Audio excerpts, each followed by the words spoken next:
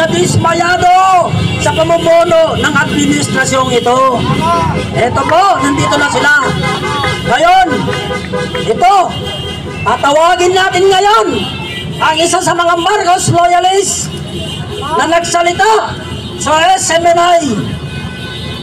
Siya'y bumaliktad na dahil sa nadismaya sa mga administrasyong ito. Walang iba kundi si Ferdinand de los Reyes, isang OFW veterans. Salamat bro, Kuya Gob Jerez. Ayan, matagal namin magkasama kami niyan. Dati kami mga Marcos loyalists na naikipagdigmaan para sa pagbabago. Salamat kapatid sa magandang pagsisimula. Bago ko simulan ang aking pananalita, nais ko muna pong pasalamatan ang ating mga kapulisan na nasa paligid natin, na nagbibigay ng kapayapaan, na nag-oobserba para sa ating seguridad. Maraming salamat po mga magigiting na kapulisan at sa inyong station commander. Ako po si Ferdinand de los Reyes, isang OFW advocate. At i-correct ko lamang po ang sinabi ng aking kaibigan na si Governor Jerez na term na ginamit niya ay bumaligtad. Hindi po ako bumaligtad. Hindi po kami bumaligtad. Kami po ay nagising sa katotohanan. Dahil ang aming pangarap na akala namin ay isang tunay na pagbabago ay hindi pala pagbabago. Pagkos isang tunay na panggagago. Isipin nyo naman, bakit hindi tayo mag-withdrawal of support? Kahit puntahan nyo ang page ko, Ferdinand de los Reyes, makikita nyo ang withdrawal of support ko. In public, naka-YouTube yan. Hindi bumaligtad, kundi nagising sa katotohanan na we are living with incompetent leader. Yan po ang nakakalungkot na isipin. Biruin nyo, nabasa ko sa Facebook din, sa social media, magpasalamat daw tayo kay BBM dahil nabisto daw ang malalang korupsyon sa flood control.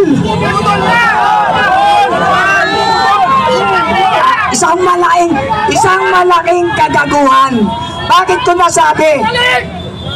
Di ba sino ba ang nagpayag in public dahil pronouncement in SONA na ang sinabi niya, maliwanag pa sa sikat ng araw ang kanyang pinahayag, na ipinagyayabang niya na mayroon na raw 5,500 flood control na natapos na. At marami pang kasunod.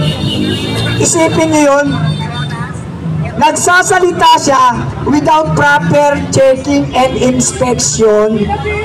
Dapat tinitignan mo muna yan dahil napakadelikado po magsalita dito. Marami pong nakikinig at maraming naniniwala at maraming hindi. Kaya dapat maingat tayo sa ating pananalita. 5,500 na natapos na at marami pang kasunod. Ang tanong, nasaan yun?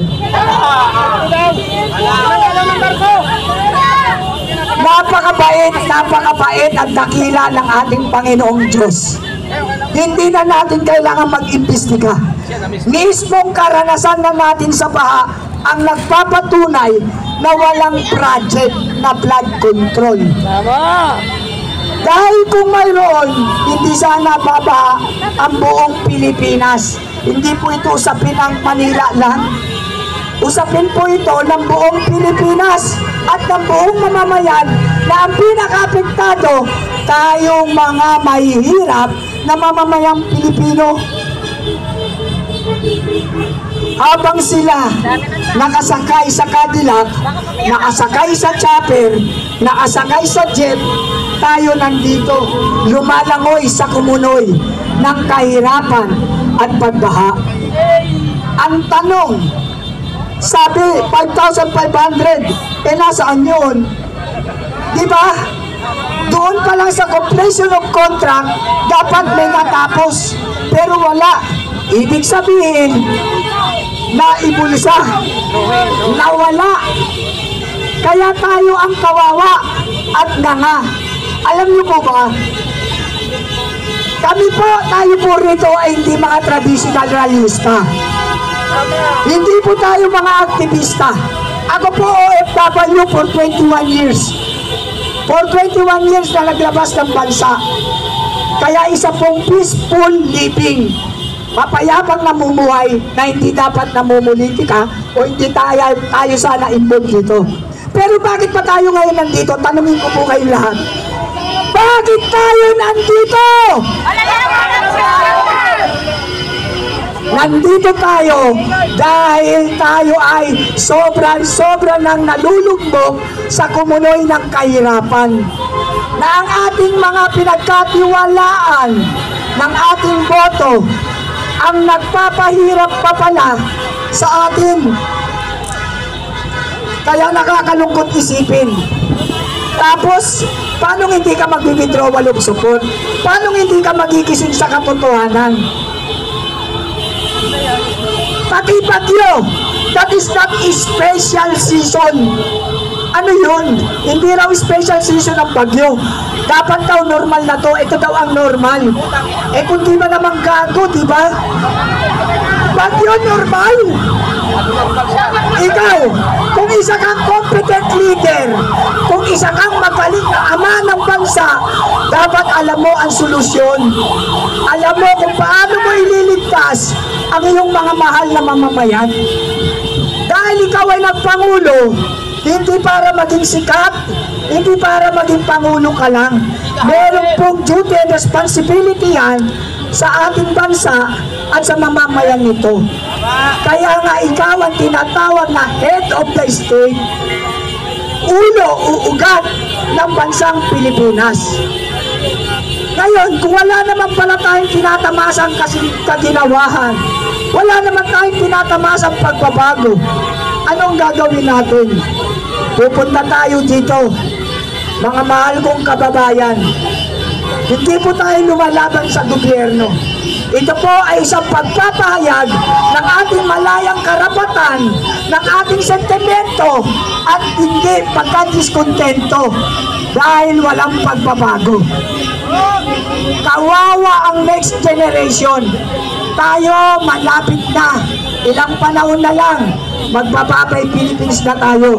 Pero tayo ay isusumpa at mumurahin ng ating mga salinlahi dahil ang tatay ko pala, ang lolo ko pala ay dapat lumaban nung panahon nila.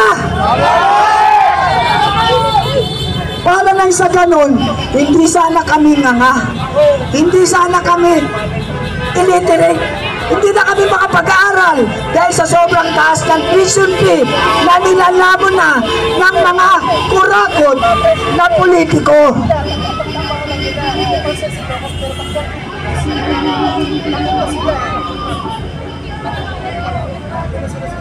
Ito merong ano, babanggitin ko to. Meron ditong payag. Actually, ito by research din talaga. Ito kasi yung mga dapat nalalaman natin para naman alam natin kung bakit tayo narito. Pangit po yung nandito tayo na wala tayong alam. Pangit po yung nandito tayo dahil tinawag lang tayo ng barkada. Ang pagpunta po natin dito, dapat may research at meron pong puso at meron tayo po ay hindi sunod-sunuran. Wala pong politikong nagsabi sa atin, Ferdinand, pumunta ka sa EDSA. Ferdinand, pumunta ka sa Camp Aguinaldo. Ferdinand, pumunta ka sa Liwasan. Wala pong nagsasabi nun. Yan po ay akin mula sa puso dahil gusto ko ng isang tunay na pagbabago. Ngayon ito po, sa Ilocos Norte, kaninong lugar ang Ilocos Norte?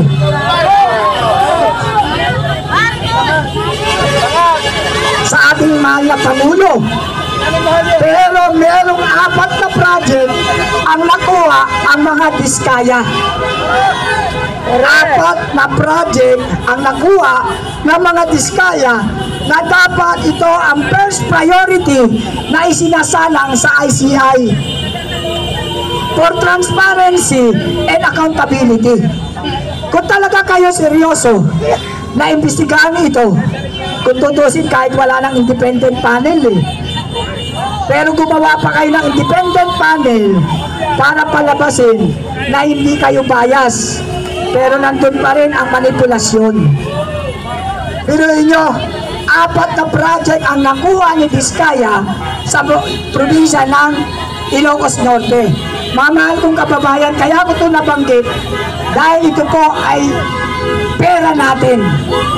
Pera ng mga mamamayang Pilipino na hindi naman napupunta sa tamang proyekto. Sino na naman ang kawawa? Tayo na naman. Ako po bilang isang OFW leader advocate, nakikipagdigmaan po ako sa sektor ng OFW at nakikiusap na magkaroon naman po sana ng pensyon ang ating mga veteranong OFW. Ipinasa ko po sa Kongreso, ipinasa sa Senado, at nakiusap din sa Malacanang. Pero hanggang ngayon, wala pa rin pong pensyon ang mga veteranong OFW. Sabi nila, imposibleng mangyari kasi mauubos ang budget. Ang tanong ito, kung ikaw nag-iisip, bibigyan mo ba ng pensyon yung 3 taon lang na nag-abroad? 4 na taon, 5 taon, hindi po pasok sa pensyon. Magkakaroon po tayo ng bracket. 10 years above, pensionado! Yes! Para wag naman talaga maubos ang budget. Kasi kung lahat naman, kahit 1 year, 2 years, 3 years, may pensyon, kawawa talaga ang budget. Ubus yan sa dami ng OFW. Kaya dapat meron po talagang bracket kung hanggang kailan ang entitled to get the benefits of pension. Ipinaglalaban ko po yan hanggang ngayon. Kaya narito pa rin ako, nakikipaglaban, hindi lang para sa OFW sektor, kundi para sa bansang Pilipinas at sa ating mga mahihirap, hindi kasama yung mga milyonaryo tayong mahihirap na apektado ng sobrang pangungurakot nila. Yang project na flood control, kung tutuusin, kung napapansin nyo ang BGC, hindi lumulubog sa baha ang BGC. Malaking lugar yan, hektar ang BGC. Hindi ko lang matansya kung ilang hektar yan. Pero magugulat ka, kahit anong lakas ng bagyo, pupunta ka sa BGC. May tropa ako dyan sa kondominium, walang baha. Nung malaman ko sa social media, napakalaki pala ng deposito sa ilalim ng lupa dyan. Talagang binuhusan ng proyekto. Ang tanong, kung nagawa sa BGC, hindi ba pwedeng gawin sa Metro Manila? Bawat region, bawat lugar naman ay meron tayong mga congressman, meron tayong mga mayor na pwedeng mag-propose ng project para sa infrastructure ng flood control. Ang tanong, wala. Dahil wala nga, dahil kinukuha ang pera para sa tamang proyekto. Kaya tayo ang kawawa. Yung kaibigan ko nga, sa Pampanga, hindi ko nababanggitin ang pangalan, pero natamaan ng project ang bahay niya. Nakakorte ang kaso. Biruin nyo ilang years na, 10 years na yata yun. Wala pang resulta, nakakorte. Nakatiwangwang ang bahay. Pero, lumabas ang budget, walang proyekto. Ghost project. Sa lugar po ng Pampanga, i-verify nyo po. Yung flood control po dyan, hindi po nagkaroon ng project.